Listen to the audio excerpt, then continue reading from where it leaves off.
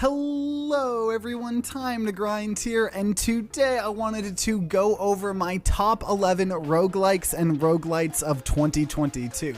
And holy cow, there were so many good roguelikes that came out this year. I could easily make a top 25 video, but we're gonna cut it off at top 11. That way this isn't like a 4-hour video. And before we get into it, I do just want to let you know that after this video, if you're curious what my overall top 11 games are, you know, not including only roguelikes, I actually made that video a day before this one came out. And also, if you're curious what the difference between a roguelike and a roguelite is, the general consensus by most YouTubers like myself that cover them a lot is that a roguelike game, so roguelike, is a game like Spelunky or Slay the Spire where there isn't any meta progression. So you don't get stronger and stronger over multiple runs. You know, maybe you unlock some new characters or items or maps, but you're not getting straight stat increases over time. And the games that do have meta progression we call roguelites, so like light.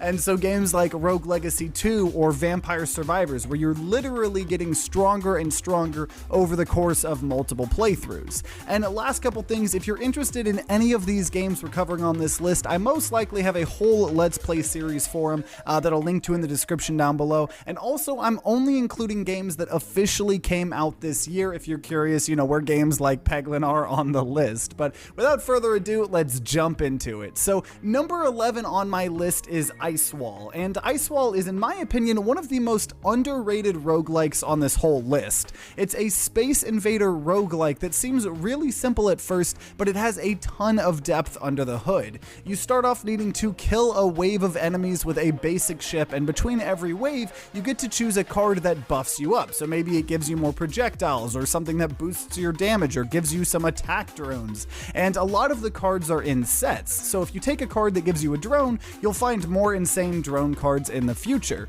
And there are a couple of different game modes ranging from normal and hard modes that have set waves to a more traditional endless mode with randomized waves. And as you can play, you earn currency to earn new ships that all play a bit different. And I've gotten a ton of fun out of this game, though I do think if it ever gets another update, like it's something that adds, you know, more progression, like new unlockable ships or new cards or even cosmetics for the ships if you win certain, you know, game modes for each ship, it would be that much better. Also, the music in this game matched with the neon light art style really pulls everything together enough to put it at number 11 on my list. And at number 10 on my list, we have a slightly different approach to a neon light spaceship kind of roguelike. Neon Sundown plays a bit more like games like Nova Drift, where you control your ship in a more free controlling style and have to fight off waves and waves of enemies trying to survive as long as you can. And whenever you get enough experience to level up, you get to pick from several different cards that will buff your build. And what's special about this game is if you get certain combinations of cards, you can evolve them into an ultimate weapon, so you could get some crazy dual sights spinning around your ship if you max certain cards and then break open a red gem to get the synergy. The soundtrack and visuals, just like ICEwall, are amazing, even better in my opinion actually, and this has a decent amount of replayability to it. I have 100% of all the achievements you can get in the game, and it took me about 25 hours. And as you play levels, you earn currency you can spend on upgrading perks you can start with in future runs, and eventually you'll unlock the black market that allows you to spend your gems you've grinded for on even more new ships, arenas, cards, and more. And they're adding kind of small updates in the future that will add, you know, kind of new things you can buy in the black market. So there'll always be kind of a small reason to come back and play the game as long as it keeps getting these small updates. The game is just freaking amazing for a smaller scale roguelite, and it's way more polished than most of the other indie roguelites I've ever played.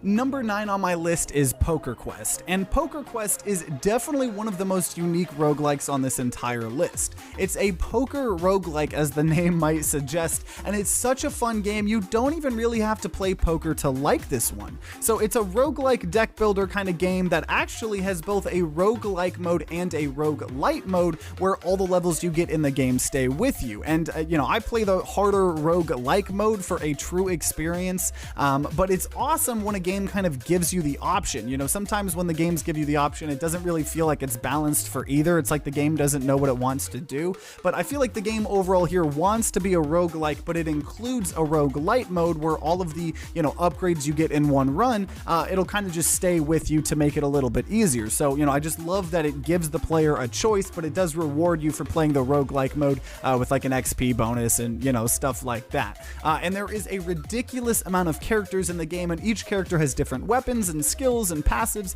and you pretty much use the cards from like a normal deck of cards to power your different weapons, and so do the enemies. I always love games where the enemies are playing by the same rules that you do. And this is one of the roguelikes on this list that probably has hundreds and hundreds of hours of replayability. If you like roguelike deck builders or you like poker, you really need to check this one out. At number 8 on my list, we have a roguelike tower defense game, and this year we actually got a couple of good roguelike tower defense games, including the one next on this list, but this is one of the more solid ones and one that has a really unique concept. The maps you play on start really small, and you keep getting random towers or paths that you can place, but you have a very limited amount of room on the board, and a lot of the towers will actually have like regular tiles or paths attached to them that might allow you to expand the map, or they may have something, you know, bad like water next to them, meaning you need to kind of plan ahead to make sure you still have room for all of your future towers while also expanding the map so you can have plenty of time to kill enemies. And there's a ton of unique cards you can unlock that will show up in future runs, unique different factions that all play different, and the game is just really relaxing to play and provides a bit more of puzzle gameplay than a normal tower defense game does, since you really have to think about every single tower and path that you place down, and it's just a really cool game. Number 7 on this list is the other tower defense roguelite that came out this year that I thought was being worthy on this list. Now, where Isle of Arrows is almost like a puzzle tower defense roguelike, Rogue Tower is probably the most normal tower defense roguelite I've ever played, and that's a really good thing in this case. You start off only having ballistas to defend your castle, but between the waves you get to choose a card that will either give you a new type of tower to defend with or allow you to upgrade all the towers that you have. So you could find a card that gives all your ballistas more armor damage, or a new Tesla coil tower that you can start placing, and then you'll find, you know, Tesla coil upgrades in the future. And every round the map gets bigger and bigger, and there are harder difficulties that'll actually start off with branching paths, so you really have to choose wisely where to place your towers and everything. And this is a roguelite in the sense that every game you will upgrade yourself over the course of, you know, multiple playthroughs. So you can get crazy stronger, like allowing you to, you know, have a card pick every single wave instead of like every 4 waves, or just, you know, overall buffing the stats of certain towers, along with unlocking new cards that you can find in future runs. So it'll probably take you like 10 hours to unlock everything, and then from there it's kind of like just a normal roguelike where you're gonna just try to beat all of the difficulties, which, let me just tell you right now, they get really hard. And I like that in this game the towers level themselves up slowly by themselves if you don't level them up, but the game is a bit stats focused, as there's different types of health and damage and armor, and certain enemies are weak to certain things, and, you know, some are stronger to certain things, and in order to beat some of the harder difficulties, you're really going to need to have a good grasp on all of the mechanics and know which priorities to set your targets to and everything. But overall, it's a really solid game. Plus, the super clean and almost basic art style really make the game easy to look at. So if you want one of the more basic, just, you know, down-to-earth roguelike tower defense games, this is definitely the one to play. Number 6 on my list is, in my opinion, the best auto chess roguelike that exists on the market. If you've never played an auto chess game like Dota Auto Chess, or, you know, the just auto chess game, or Teamfight Tactics, they pretty much are games where you buy and sell units that will fight for you in your army. And there are different categories or alliances, whatever the game wants to call it, of units that you can get multiple of to get strong bonuses, and Despot's game is the best roguelike auto chess experience you can get, in my opinion. It's a game that is really challenging at first. It's going to take you several runs to even get far, let alone beat the game, but it's so satisfying building up your army of slaves is pretty much what they are. You know, the art style and humor is just so funny. It's all kind of like a whole, like, kind of experience, you know? It's not just like a good auto chess game or, you know, good roguelike or anything. The humor and style really wrap everything together. Also, the game does some really unique things, like whenever you win your run, you actually go up against other people's winning runs, and it kind of puts you on a leaderboard that changes every season, and it's really, really cool to be like, okay, well, I beat the game, how does my run do against everybody else's? And there's a separate game mode that kind of works like Super Auto Pets, where you build a team and fight other players' builds just up front versus like having to do the whole roguelike mode at the beginning, and it's just really, really fun to, kind of have different ways to play the game. It doesn't have much progression or things to work towards, but it's just really fun trying out different builds, and the other modes provide a bunch more fun stuff to play with. And if you're a fan of auto chess and auto battler games, you really need to play this, because this is the most polishing and best auto chess roguelike on the market, in my opinion. Number 5 on my list is Cult of the Lamb, and Cult of the Lamb is a really interesting game in terms of being a roguelite, because normally roguelikes or roguelites are decently replayable. Even some of the smaller experiences on this list, give about like 25 hours of replayability. But in my opinion, Cult of the Lamb has the worst replay value out of any of the games on this list, but it's a game that really is greater than the sum of its parts. It combines pretty regular action roguelite gameplay like Binding of Isaac with a cult simulator village builder that has a great story and amazing Twitch integration. We created a whole cult around my Twitch community, and all the cultists were my viewers from my stream, and it's just such a good idea to take the gameplay of a roguelike and incorporate it into a game that isn't fully a roguelike. So if you're going into it in hopes of super deep roguelike mechanics, you're probably going to be disappointed, but using the gameplay of a roguelike in the context of the whole game with other types of gameplay is such a good idea. The fast-paced action roguelike segments are a great breath of fresh air from the cult building parts, and they all intertwine into a complete experience instead of feeling like two games that were smashed together. So overall, a fantastic game that isn't a full roguelike, but it's just an awesome experience seeing what the gameplay of a roguelike can provide in other games, in other experiences. At number 4, we have one of the most refreshing roguelikes I've played in a long time. Dome Keeper is a whole unique roguelike that you can't really compare to any other game fully, in my opinion. You land on an alien planet with a dome you have to protect from alien monsters, and so half the game is using your awesome laser weapons or sword weapons to prevent the aliens from smashing in your glass dome and eating your brains or whatever they would do. And the other half of the game is in between waves. You're literally mining underneath the dome to try and find resources to level yourself and your dome up to get new abilities, be able to mine faster and better, and be able to just plainly defend yourself easier. And the constant switching between mining and defending your dome provides an amazing gameplay loop and really just provides an experience that I haven't got from any other roguelike I've ever played. Also, every time you win a run, you'll unlock cool new toys to play around with, whether it be new types of domes to try out, new gadgets to be found in-game, new game modes or map modifiers, and the game sold really, really well, and so it's still getting big content updates, so I imagine this game will have twice the content in about a year. Also, the art style is absolutely gorgeous, and it's just overall a game that anyone that calls themselves a fan of this genre needs to try out.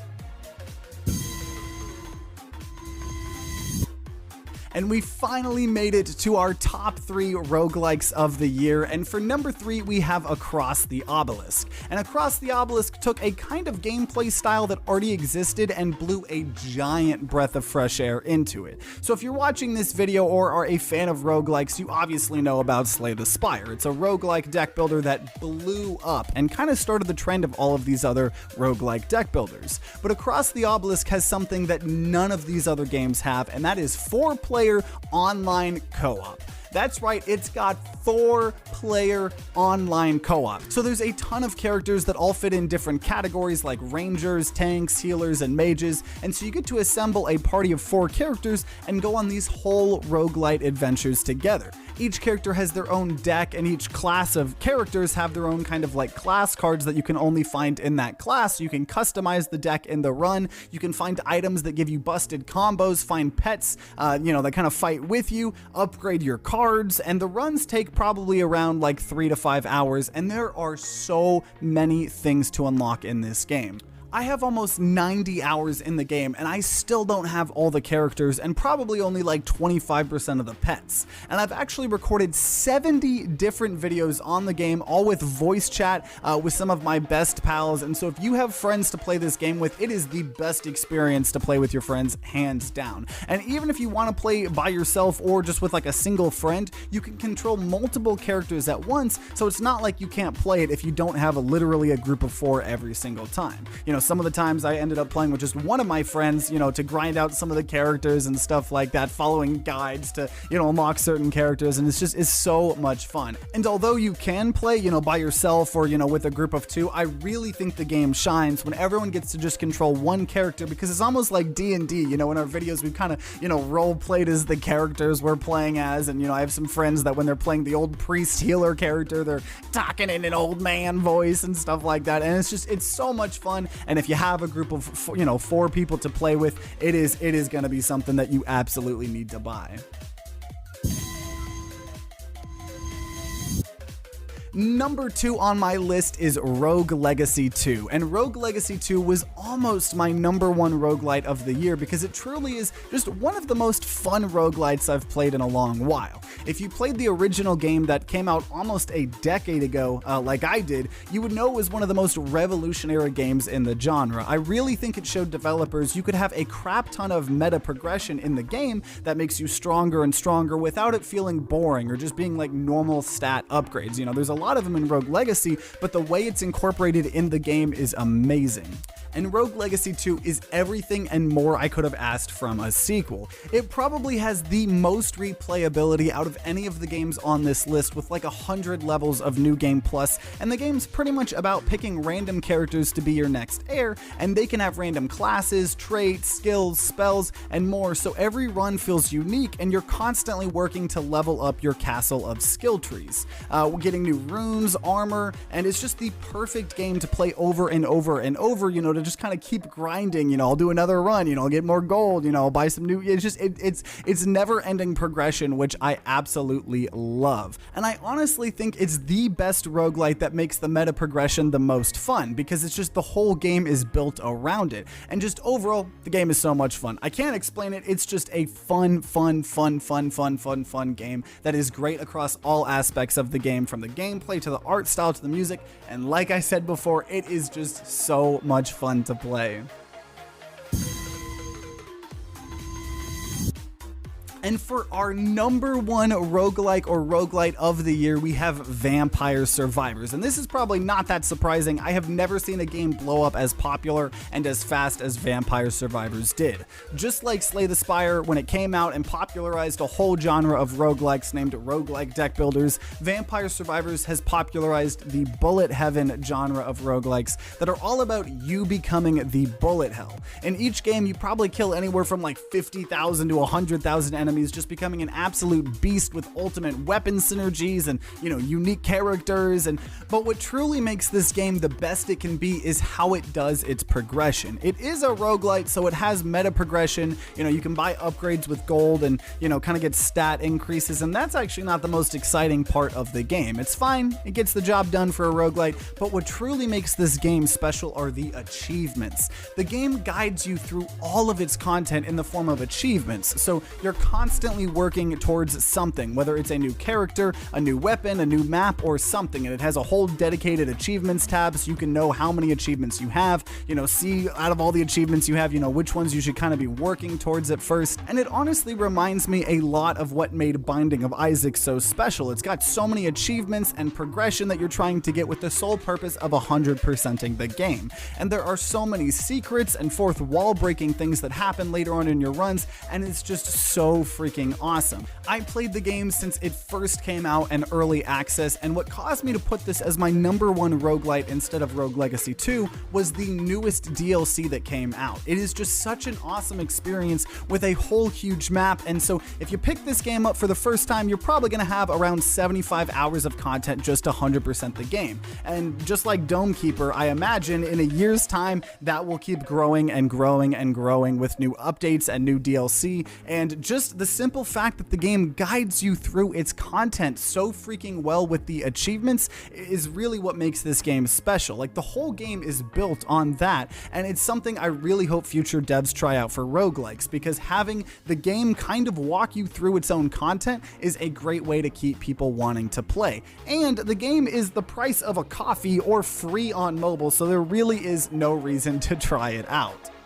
But there you have it, my top 11 roguelikes and roguelites of 2022. And like I said, I have a whole Let's Play series on each of these games, so check out the description if you want to see more gameplay of any of them, and consider subscribing and ringing that bell like all the big boy YouTubers say if you want to see an ungodly amount of roguelike content in the future. We mainly do Let's Plays and stuff, but every year at the end of the year we do like a top 10 games and top 10 roguelites and stuff like that. You know, roguelikes are just easily one of my favorite genres. So we're always checking out, you know, new ones and, you know, really hidden gem indie games and stuff like that, and just trying to squeeze all of the content we can out of our favorite roguelikes. But either way, definitely let me know what your guys' favorite roguelikes were that came out this year in the comments down below. You know, feel free to check out our full top 11 games just in general list on the screen right now. And, you know, I hope you guys all are having a good end of 2022, and I hope you guys all have a great start to 2023.